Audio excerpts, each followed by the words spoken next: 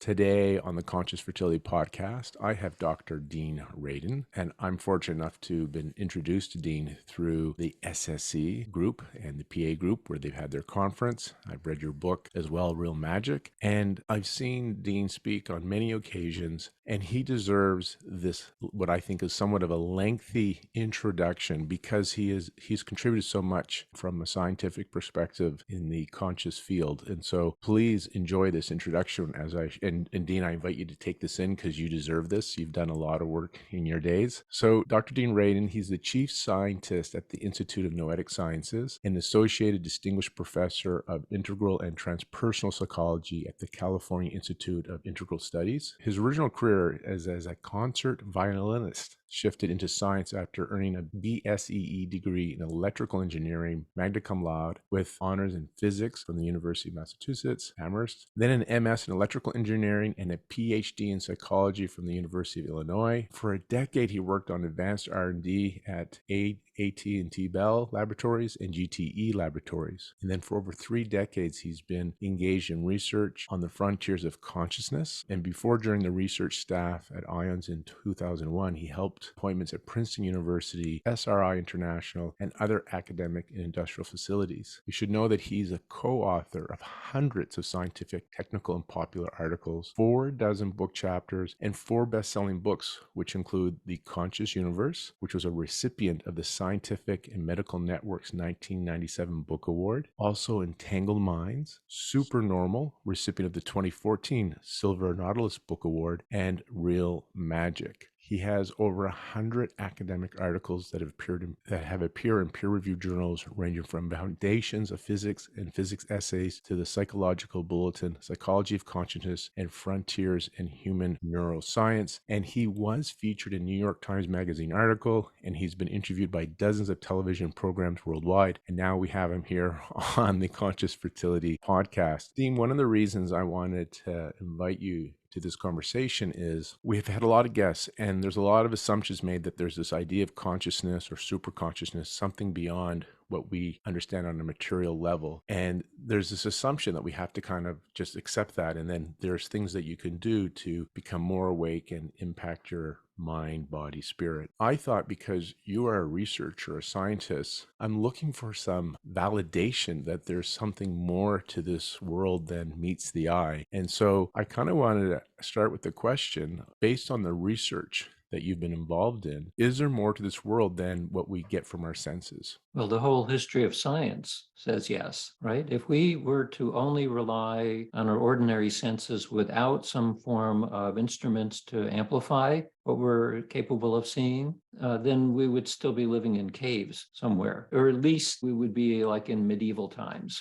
And so, yeah, the reality is far more complex than we can perceive directly. We can tell something we've learned a lot about the nature of the physical world through science. That's what science is really good at. We have learned comparatively less about the subjective side of reality. And so we're all familiar with physicists who are obsessed with creating a theory of everything. And what that usually means is that it's a theory of everything about matter and energy, but it doesn't address the only thing that any of us will actually ever know firsthand, which is our own awareness. And so from a philosophical perspective, science is good at materialism. That's what it's all about. But there are other philosophies or other ways of thinking about the nature of reality. And so the flip side of materialism is idealism, which says that actually everything starts with consciousness. It starts with being aware. And from that perspective, everything else that we know, everything in science is an inference. We infer that there's an external world. We infer that when we look through a telescope and see something, that it's something out there. All of it is an inference. Fortunately, a lot of it is good enough that it allows us to create technologies like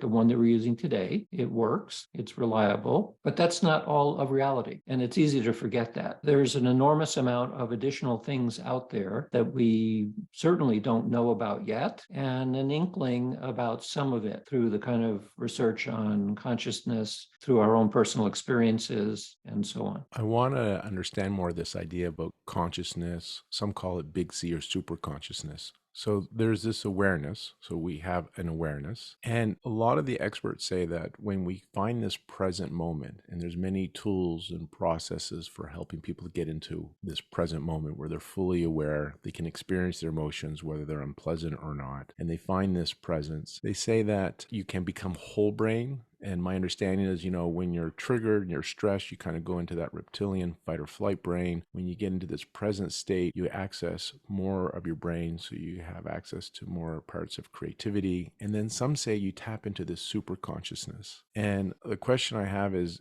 do you have a sense what this super consciousness is from the research you've been involved in, the research that you've reviewed, and your personal experiences? Well, in the modern world, we are constantly reminded that you are your brain. And so some of it is true. The brain processes information, and our experience then is partially due to that. But the research I've done and my colleagues have done for many years suggests that we are more than that. We are more than our brain. And so when people report a mystical experience or an expansion of consciousness through meditation or whatever, I think what's happening is that the portion of your awareness that is not specifically brain-centric is what you're beginning to experience. And one of the reasons why mystical experiences in particular, but also sometimes psychic experiences, are difficult to describe to somebody else is because in that expansive state, we don't have a shared language yet. And so we don't have words to describe what it feels like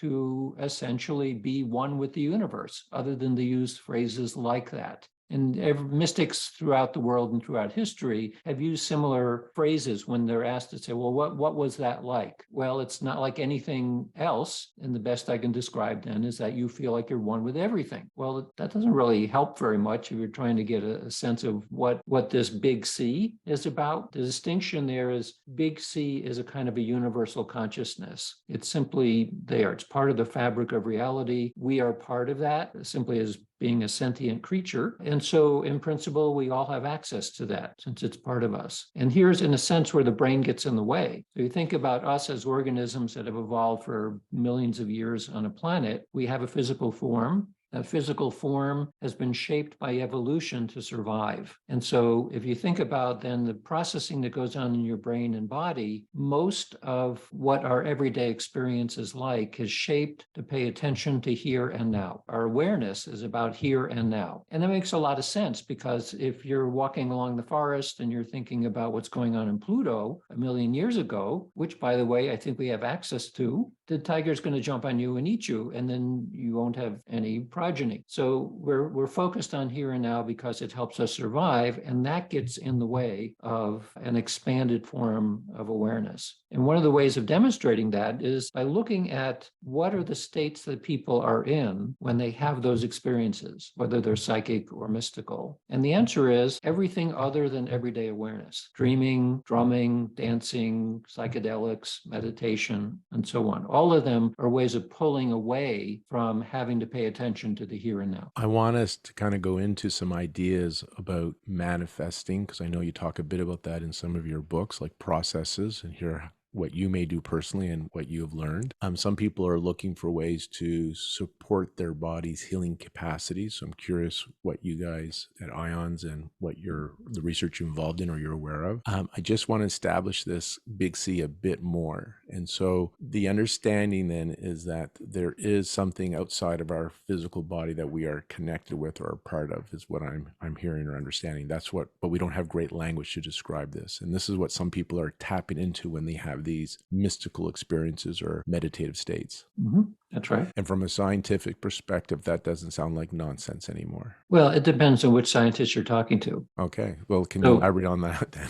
Yeah. When you go through a standard academic curriculum, at least in the Western world, you are being taught materialism, which is very rarely actually expressed as such. You're being taught that everything's made out of matter and energy, and that's the end of the story. That's why for at least 50 years within psychology, the idea that you had a conscious experience was denied because we don't know how to create self-reflective awareness out of matter and energy. I mean, this is still a big problem. It's called the hard problem in the neurosciences and in philosophy. And so the easy way to handle that was, well, we'll just declare it doesn't exist. In which case, for 50 years within academic psychology, we were essentially zombies. We had the appearance of being sentient creatures that were independent and able to have free will and so on, but it was an illusion. Well, fortunately, that began to go away when it was like the emperor's new clothes, that this was a ridiculous idea because consciousness is the only thing that we actually know for sure. So that has gone away. And now the problem has transitioned into figuring out how do we begin to understand why and how we have subjective experience in the first place. And so after a couple of decades of people looking into that, both philosophers and scientists are slowly coming towards the idea of other models, other worldviews, where consciousness becomes fundamental in some way. So panpsychism says that everything that exists has some form of internal awareness. It's simply part of the way things are. As I mentioned before, you have idealism, which says everything starts with consciousness. You have dual aspect monism and lots of other flavors of philosophy, which says that the physical world is a real thing. It's not an illusion. It has certain properties and regularities, but consciousness also is a real thing, has its own properties and so on. And the two are somehow tightly associated with each other. So the reason why I mentioned dual aspect monism is because that is specifically a philosophy that says, and this is proposed, by the way, by people like Spinoza and Russell and William James and so on. It's a well understood or well known idea that reality is a little bit like the two sides of a single coin. You have heads and tails. They're quite different from each other if you're looking at the heads or you're looking at the tails, but they're tightly coupled. In fact, they're inextricably coupled. They can't separate the two, and there's two different characteristics then. Well, we experience one side of it, like inside of us, it's the inside of physics, and then there's an outside of physics, which is what science is specialized in. So the consciousness part, the universal consciousness part, is that side of the coin, which is simply awareness. So it may not be awareness with no other properties. It's just somehow awareness arises,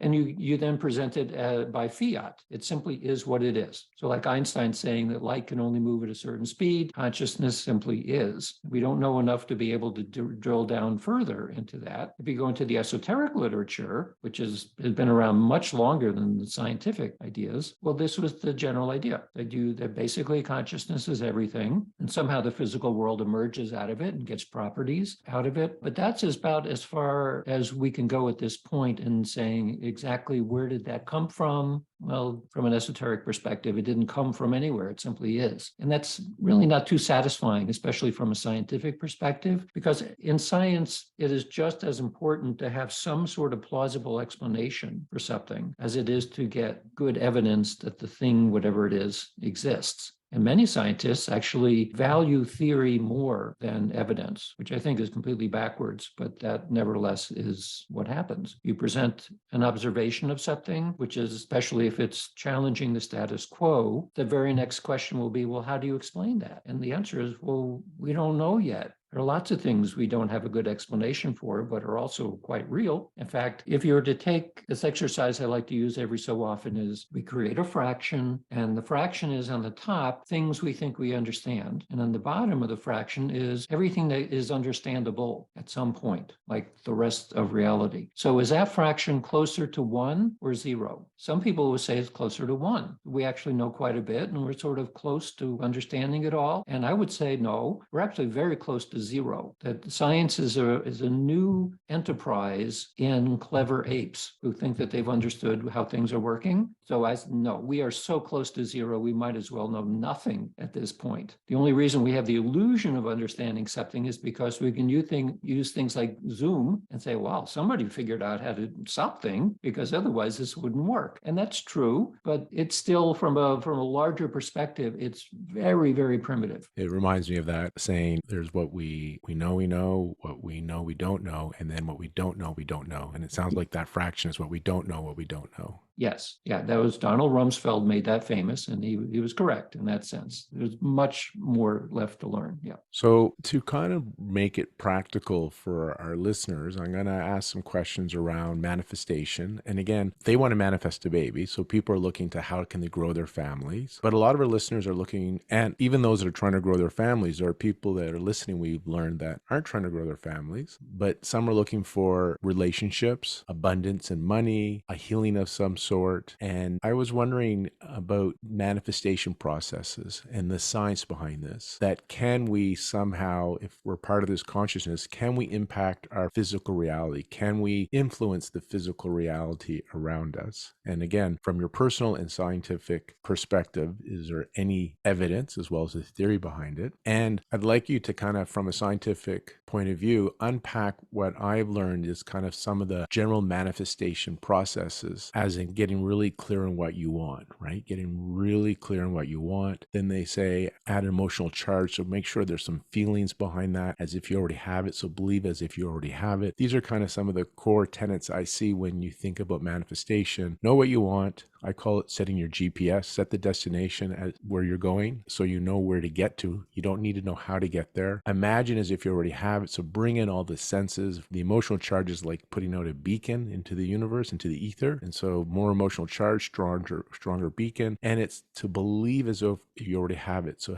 in the cells, you actually start to really feel that. It allows you to become not attached to form and outcome because you start to believe it. You practice it so well. Is there any truth to this? Any science to this? Do you have anything to add to this? Well, you described the process very well. That is the process of affirmations. The question underneath it all is, does it do anything other than make you feel better about it? And so I think that the answer is yes. And the way that this is studied then in a scientific sense is to ask a simpler question of, does focused awareness and intention change something in the physical world that is measurable? And so if you look at the physical targets that have been used in these kinds of studies, it ranges from everything from photons and electrons all the way up to human health and human behavior and even beyond. So a very broad range. I mean, probably 24 different kinds of targets, from the very small to the very large. What you get from all of that is that it appears that attention and intention push probabilities around. And so the kinds of physical targets that can be manipulated to some degree are probabilistic. And most systems are, like all living systems have an enormous amount of probabilistic processes going on, and a lot of inanimate systems do as well. So I'll give one example of such a study at an elementary level. And by the way, for many, many years, it was thought that this was impossible because there's no connection between mind and matter, no direct connection, and that's still a puzzle. We don't know exactly how that works. But we can say from a straightforward neuroscience perspective that when you hold certain thoughts, intentions, attention, that you can see that reflected in brain processing. So there's two sides of the argument here. One is that somehow you, whatever that is, that consciousness part, you think certain thoughts, you focus your attention, and your brain reflects that. So you're driving the bus. The other side says, no, you have the illusion that you're doing that, and it's really just the brain that's doing it all by itself. So to begin to learn then, well, which one of those two types of descriptions may be better, we need to use a physical system that is not inside you, a direct mind-matter interaction where the target is somewhere else. So one of the targets that have been used most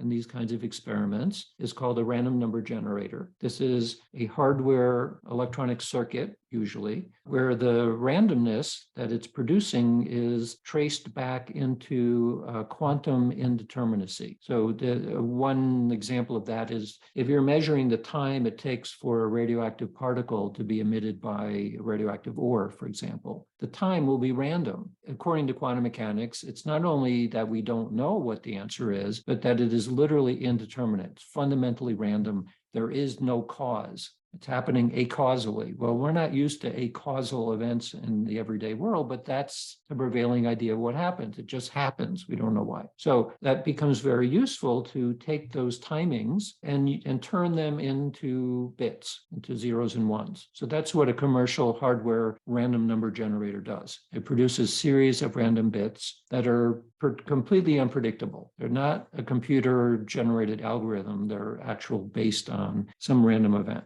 truly random event. So you use that in an experiment where you set it up so the random generator is pushing out bits, and you make some kind of display as a result, maybe an ongoing graph on a screen. And your job is to, when you're told, to look at the graph and mentally make it go up. Well, so people will say then, well, how do I do that? Well, don't worry how you do that. Just mentally will that the line goes up, which would mean there are more ones and zeros. And now you do a different task. And so you wait a while and say, okay, when you're ready, you press the button and now make the line go down to have more zeros. So that kind of experiment has been going on for over 50 years, hundreds of such experiments, most of which are published. And overall, the evidence is quite clear, I would say, that something funny happens, meaning that it is what you're getting is not expected according to statistics. What you would expect in these kinds of experiments is a very well understood distribution of results.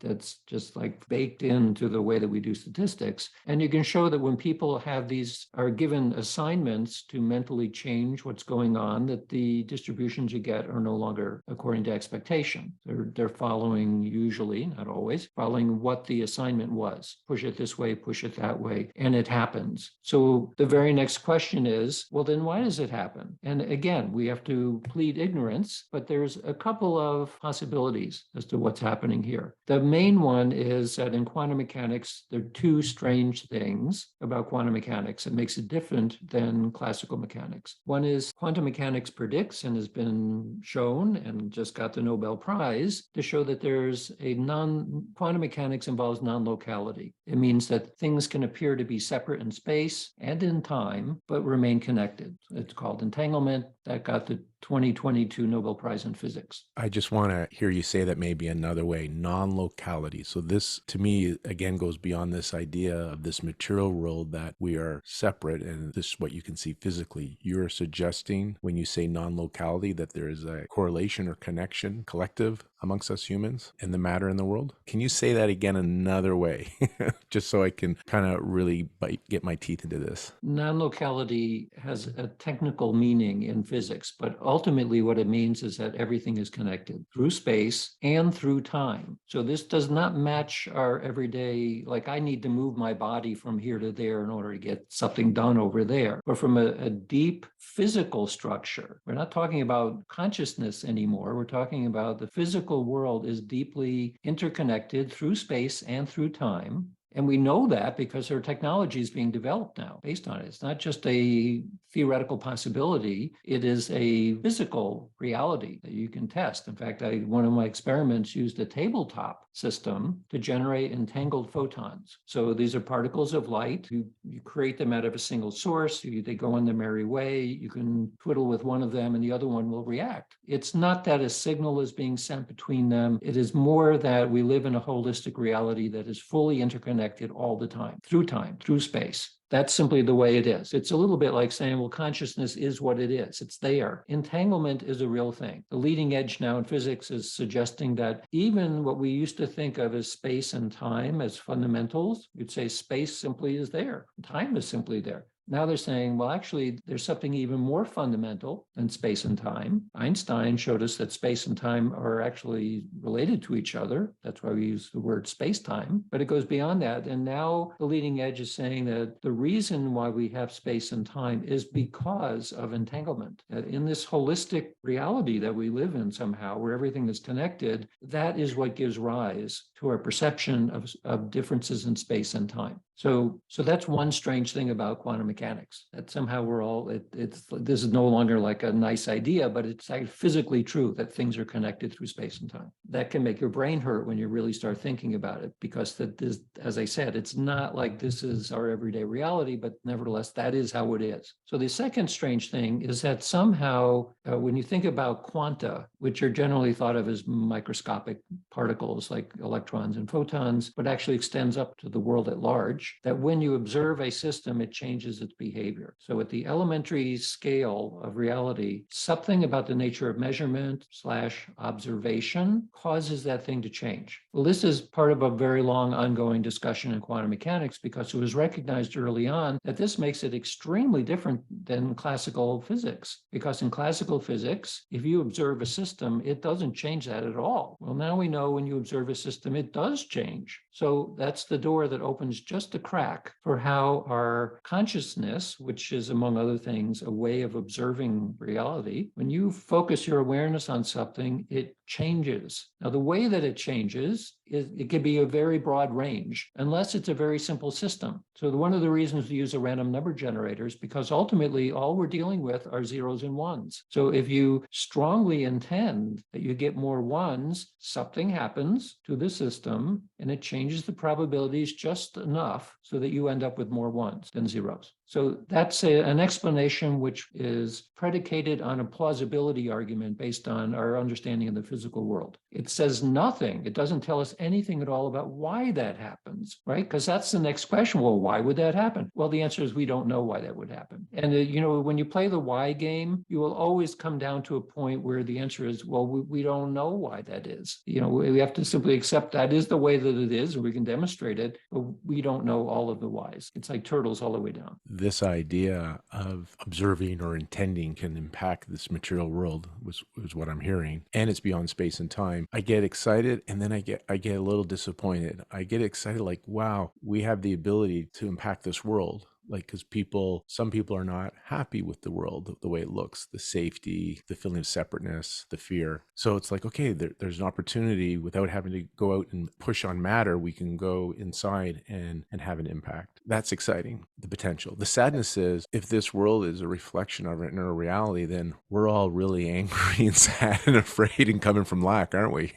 If this is what we've created. Yes. And so it's absolutely true that we all get annoyed when something horrible happens and politicians say, well, we'll give you our thoughts and prayers. What we want, though, is, well, somebody do something. Well, what we're saying here is that thoughts and prayers are doing something. It's just that in the laboratory, as we know, that the way that you see these effects is very similar to your description of why affirmations work. You need very tightly focused awareness. You need to sustain that. You need to have a very clear idea about what it is that you want. And unfortunately, the way that we're constructed is that we start mind wandering almost immediately. So you can do studies where you ask somebody to look at this thing on a computer screen, and we're measuring your EEG, and we're going to see how long you can focus on that. For most people, you can do it for a few seconds, and then you start dreaming about cheeseburgers, because the mind wandering seems to be built into the way that our mind and brain work. And that means that when you have an experiment, or even in an affirmation sense, the likelihood that you're going to be able to both focus and sustain the focus for more than a couple of seconds at a time, very rare. So where you see people are able to do that for longer periods of time are generally long-term meditators. And people who end up being long-term meditators, depending on the type of meditation that they do, if it's a concentrative type of meditation, which is one, it's not like mindfulness. Everyone knows about mindfulness today. That's more of an open focus. Like, you're not trying to focus in that sense. You're just trying to be, which is fine. I mean, it has all kinds of great health benefits. But for concentrative meditations, which are closer to some of the practices in Tibet and other places like that, you can sustain focused awareness for very long periods of time. But you need talent to do that, natural talent. You need enormous amounts of practice. Like, that is your business. 8 hours a day you do that or more. So it is not a normal thing for people to be able to do this kind of focus for a long period of time. So for the average human to do affirmations or any kind of mind matter interaction effectively, it means you have to do it again and again and again and again, each time knowing that it's a small effect, but they accumulate with practice. That's how I would say how we do it. And so that's in the idea of manifestation, is getting focused on what you want, writing it down, practice feeling it, imagine you have it. And that is, you're calling this a ripple effect, but these are these small moments of intention and attention, and it has an cumulative effect. You can gain some momentum, unless you're going to go move to Tibet and do this for 8 hours a day and get trained by somebody. Yeah, we don't have the luxury, most of us, of being able to do that. So one of the methods I talk about in my book, Real Magic, for affirmations, they're all classic magical methods. I mean, this has been around forever as part of a magical tradition, which is writing magic. So as you said, you write it down. So one of the ways you can think about what you're doing is that the sheet of paper is the universe. It's like that is the universe. And when you're writing onto the universe, you're impressing an impulse into the universe where you want a certain thing to unfold. So it's not simply just scribbling something down. You, in your mind, as you're doing this, you're using that sheet of paper as the surface of the universe, and you're changing it as a result of what you're writing. So you have to be careful what you're writing. I mean, it's often said sometimes, be careful what you think of, or be careful what you desire, because you might actually end up getting it. You have to be extremely clear about what it is that you think you want, and also be aware that there are also always unintended consequences, regardless of how clear we are in terms of what we want. The other thing is that it may happen quickly. It may take months or years before that thing can unfold. And it depends to a large extent on what else needs to happen in the world in order for that thing to happen. So one of the examples I use often is, I'm going to affirm that I get a gold-plated Mercedes. That's simply what I want. So the example of a thing, which is unlikely to happen, but nevertheless, why not? I want a gold-plated Mercedes, and I don't have to pay for it. I just want, like, somehow magically I get it. So I use this in examples where people are asking about manifestation, and one of my listeners at that point sent me a gold-plated Mercedes, except that it was 2 inches long. It was a tiny little car that was had the wheels would turn and the doors would open, and it wasn't actually gold. It was painted gold, but it was a little car. And she sent that along with a message saying, well, be careful what you think about or what you desire, because you can get it. But did you say that you wanted an actual working Mercedes that you can get into and drive around? No, I just said I wanted to go play a Mercedes. So that's an example where I wasn't clear enough. And even in that, I mean, I just use that as kind of an example, not something that I really, really wanted it, but I got it anyway, except it wasn't exactly what I wanted. By contrast, I'll tell you an actual affirmation that it was something that I really wanted. I did not know how I was going to get it, and I got it in about a week. So this had to do with some of the work we were doing. This was now maybe 15 years ago. We were doing experiments involving long-term meditators to test one of the claims that you hear from long-term meditators of two kinds of experiences that they have. One is spaciousness. They feel that something about the nature of space expands, like mystics talk about. It just like expands to infinity and they can feel it. But the one that was more interesting is timelessness, that they feel that the moment of now, or awareness of now, which is from a neuroscience perspective, roughly 500 milliseconds, like a half a second of nowness, it expanded out to infinity. That's their internal sense. Their space and time just expands. So the question is this an illusion, or is it ontologically testable? So the way we would test this, the way we did test this, was we had them wear a multi-channel EEG, and we had them wear glasses with little LEDs in front of your eyes. So they close their eyes, and every so often, completely randomly, there would be a little flash of light. Well, it's well understood what happens in your brain when that occurs. You get a response in the occipital lobe. We also had them wear earbuds, and every so often they'd hear a little beep. So they did this both while meditating and also not meditating, with random light flashes and beeps to see how the brain would respond, and also whether the brain responded before. Because the whole idea of being timelessness is that if your moment of awareness is much longer than usual, including extending into the future, because that's their experience too, well, maybe if your future has a light flash, that your brain will begin, you will, and your brain will then begin to respond before. So this is a method called presentiment, which is an experimental design. So we did that experiment, and we got long-term meditators, and we got controls to do the same experiment. And we ended up with a gigantic amount of EEG data, of which which I was preparing to analyze myself. I know how to do that, but I thought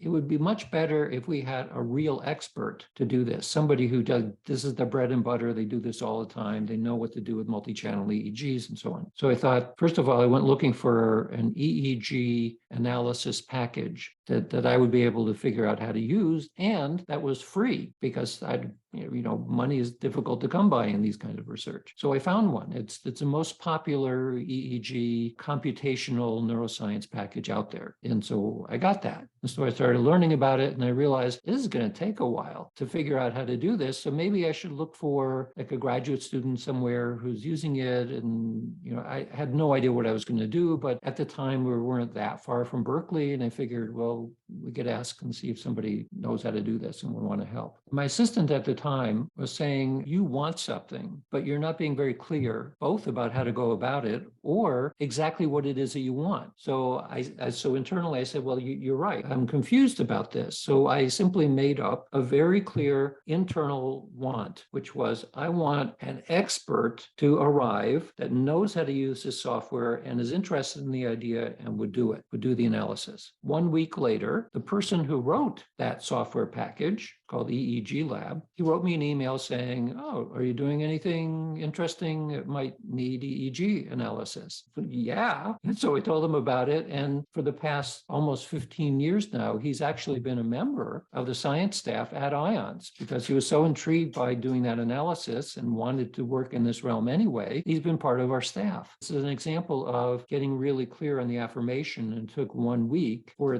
the exact right person to show up, just like out of the blue. So it wasn't completely out of the blue because I had met him at a conference a couple of years prior to that. He's a professor in France and he had an appointment at UC San Diego, but I didn't know he was that interested in this, and nor did I know that he was going to contact me because I hadn't heard from him in years. And that's where it's neat when these synchronicities line up. And I subscribe to the idea that that's part of the manifestation process. Yeah, everything we do in the laboratory is a synchronicity, right? We get a strange coincidence of things, but it's meaningful. But a synchronicity usually says it's spontaneous. And in the laboratory, we want it to happen while we're watching. So it suggests that you can create a synchronicity. So that's starting to get really close to magic. That's why my last book is called Real Magic, because it's as though you can manipulate the world to a certain degree and create these synchronicities. And the follow-up, because of our listeners, I want to think about the healing aspect of this, or potential. And so our bodies have a capacity to heal. And in my practice with Chinese medicine, a big focus is creating an environment in the body so it can do its healing. It's a little different than from the Western conventional where we're trying to cure or fix the body. The Chinese medicine, we still have the same goal of a healing, but our role is what kind of environment can we create to support the body's innate capacity to heal. And so coming to this consciousness work or conscious healing that some of the experts have talked about, have you seen or are you aware of that you can share in the research that you've been involved in and with your colleagues? Are you seeing anything outside of the materialistic expectation of healing? And for example, these spontaneous healings or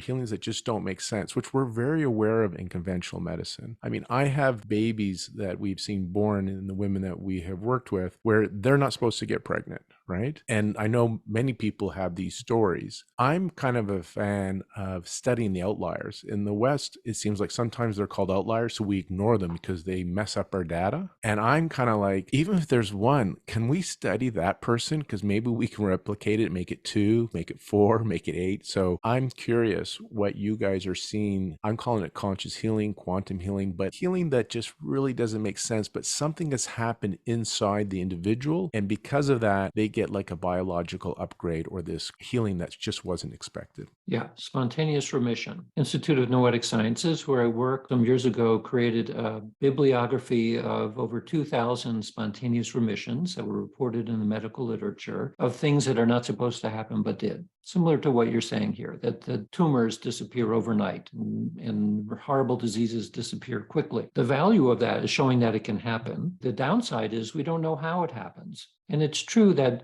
a lot of people would like to know how to make a spontaneous healing occur. But because of its very nature being spontaneous, there's no way to study it. It's like, somebody saying, well, how did you do that affirmation? How did it work? We can make up ideas about pushing probabilities around and something like that, but otherwise we don't know. What we do know is both in studies of so-called energy medicine practices like Reiki and Joe Ray and therapeutic touch and so on. We know that those work. We know they work both locally and they also work at a distance. People will say, well, how does it work? Well, we don't know how it works, but we can go into the laboratory and we do an analog of distant healing. It's based on this phrase of the feeling of being stared at. So many people have had this kind of experience where you're sitting somewhere minding your own business and you just get a sense that somebody's staring at you. You turn around and sure enough, they've been staring at you. So in the laboratory, you can do this experiment, but under very strictly controlled conditions where you're not going to get peripheral hearing or vision or something. They're really isolated and they're looking at you over a one-way video. And so you don't know when they're looking at you. And so we wire you up to look at your changes in heart rate and skin conductance and that sort of thing. And you can show that somebody paying close attention to you from a distance changes the person who's being stared at. Their physiology changes. So we did this once with a couple of long-term bonded couples, one of whom was being treated for cancer and the other one was trained in a method of how to connect with compassion to the partner at a distance. And we used this paradigm of feeling of being stared at. So they were strictly isolated, but one was sending their healing thoughts towards the other person. We also had people who were not in that kind of high motivation state as controls. They were also doing the experiment. What we saw is that most of the time you'd use people who didn't have very high motivation other than curiosity. And you could see it even in that kind of a couple, but in the couple with very high motivation, even though the cancer patients were under chemo and sedatives and all kinds of things, they reacted much more strongly. They had a big effect, a big fast effect. That suggests that from both the receiving party and the sending party, if the motivation is very high, then the loving thoughts that are being, quote, sent from one to the other or being, quote, received from the other have a physiological impact. So does it matter what you and your partner are thinking about? Yeah, it matters a lot. And now expand that out to the community and to the world at large. So if you have a lot of people around the world who are suffering, whether you know it or not, their suffering becomes your suffering, partially because of this connection between everyone, but also some kind of mental connection, not even thinking specifically about you, but just sort of like a field effect. That's, I think, one of the reasons why it's been so difficult to sustain a level of calm peace around the world. Because as long as there are inequities, as long as there are bombs falling, it's very, very difficult to maintain an internal sense of what we can think of then as contentment at minimum that everyone would feel. To get back more pragmatically for people who are dealing with a health issue or fertility, you and your partner need to be on the same wavelength and need to think about each other in a way like offering supportive help, love, contentment to each other, because it does have a physiological impact even at a distance. And I will add to this in my practice. First, find that love and compassion for self. It's hard to be genuine and have compassion and love for somebody else if you can't find it for yourself. So it is an inner journey. Has that been something that resonates? I don't want to use that word too loosely for you because I know it means something to you, but is that aligned with kind of what you would believe in as well, that there is that inner work first? You can't, because I can think of some people that are not in a good relationship and they're trying to pretend they love their partner, but they're really trying to manipulate the outcome of what they want, and they're thinking it, trying to think it, but maybe the feelings aren't matching their thinking. And so being pragmatic,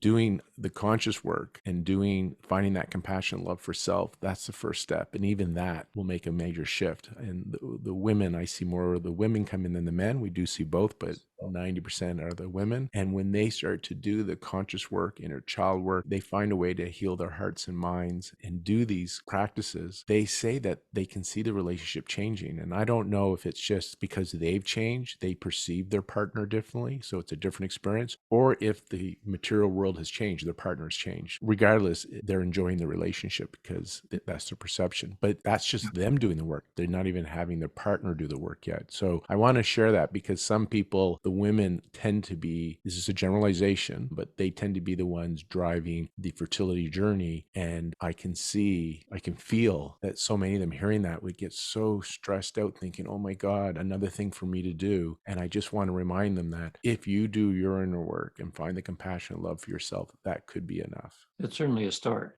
It's a step in the right direction. And it is, on one hand, simple. It's a matter of paying attention. On the other hand, it's not so simple because our conscious awareness of what's going on in us is, by definition, the surface of a very large structure. It's like an iceberg, right? We're aware of that piece above the ocean, but there's an enormously larger piece underneath. And so how do you gain control of something which, by definition, you don't know, right? That's why we call it the unconscious. What we do know from research on psychic ability is that probably all of it comes bubbling up from the unconscious. That means if unconsciously you are afraid of these phenomena or you don't want the phenomena, you will block it very effectively. Whereas if you're open to it, you have the possibility of making it more porous. You can allow things to bubble up. And this has been tested again and again in these kinds of phenomena, that simply by asking somebody what they believe, do you believe it's possible that this can happen? Some people will say yes, and some people say no, it's impossible. Well, if you separate people based on just that response and you have them do the same experiment, the people who are open will show positive results, and the people who are closed will either get no results or they'll get negative results. They'll do the opposite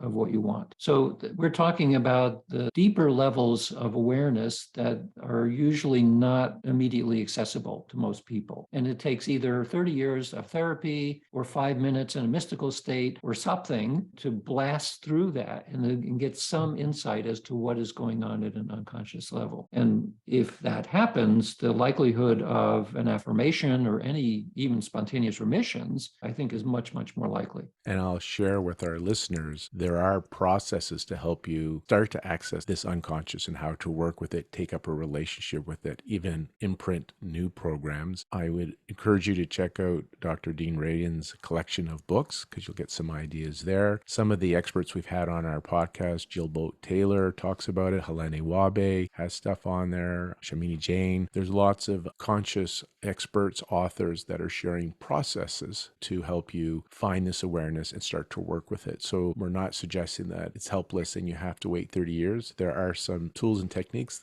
As Dr. Dean Radin had said, it's a start. And some people have profound experiences very quickly out of the gate. And so I think it's worth to look into that. We'll put in the show notes how to kind of connect with Dr. Dean Radin, like the material he has out there, including his books. Dean, do you have anything that you want to share where it's best to kind of just learn what you're up to or what you're doing? Is there a website or an IG account that you want to let people know about? My personal website is deanradin.com, and I have a contact tab on there. And then I work at the Institute of Noetic Sciences, which is noetic.org, same place that Helene Wabe works. She's my boss. I'm also chairman of a biotech company that I co-founded that's using genetic engineering for psychiatric conditions, mainly anxiety and depression. That's cognogenics.io, which you may want to put up there as well. So that has very little to do with everything we've been talking about, but it's a whole other line of research interests that I have. Yeah, and I think some people may be interested in that as well. So we'll include that in the show notes. And I set out with an intention today when inviting Dr. Dean Radin to our conversation was I wanted to see if there's some scientific validity to this conscious work.